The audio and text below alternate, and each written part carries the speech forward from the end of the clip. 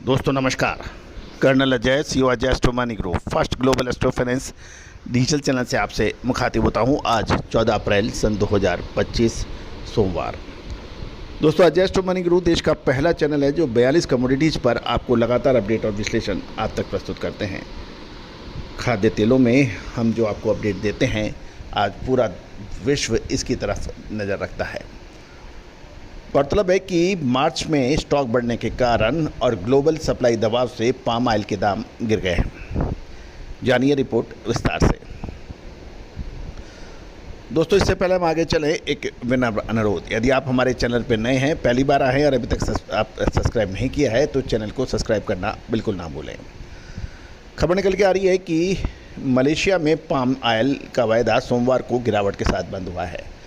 मार्च में प्रोडक्शन और स्टॉक में तेज बढ़त के साथ साथ ग्लोबल सप्लाई दबाव और कमज़ोर इंटरनेशनल संकेतों के चलते बाजार पर दबाव बना है। गौरतलब है कि मिड सेक्शन में कुछ के मुकाबले गिरावट कुछ सीमित देखने को मिली। दोस्तों अर्जेंटीना के फॉरेक्स यानी करेंसी फ्लक्चुएशंस और उसमें कुछ महत्वपूर्ण परिवर्तन से सोया तेल के ऊपर कुछ सोया मील और सोया तेल पर भी कुछ महत्वपूर्ण परिवर्तन हो सकते हैं। इसके ऊपर हमारा चैनल के ऊपर एक अर्जेंटीना के ऊपर हमने एपिसोड अपलोड किया है, उसको बिल्कुल देखना ना भूलें।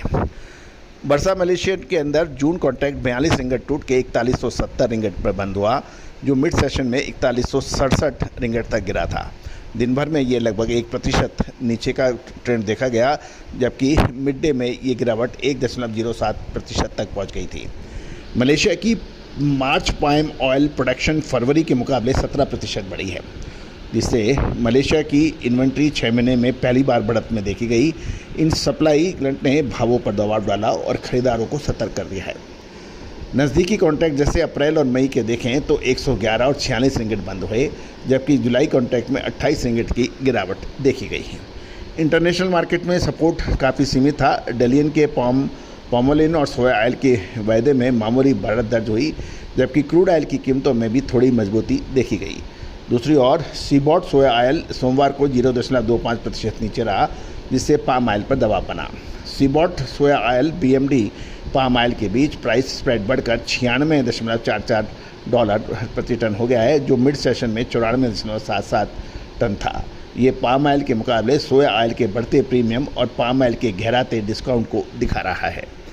मौजूदा रेट्स एक्सपोर्ट के लिए कॉम्पिटिटिव माने जा रहे हैं, लेकिन घरेलू स्टॉक में बढ़ोतरी और साउथ अमेरिका में सोया ऑयल की बढ़ती अवेलेबिलिटी के चलते दबाव बना हुआ है।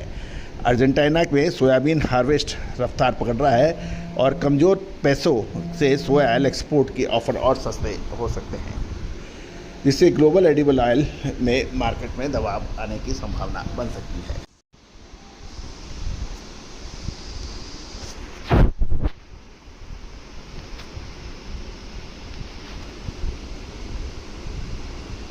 दोस्तों खाद्य तेलों की तेज़ी और मंदी, उतार और चढ़ाव इतनी तेज़ी से होता है कि इसको पकड़ पाना बहुत मुश्किल होता है।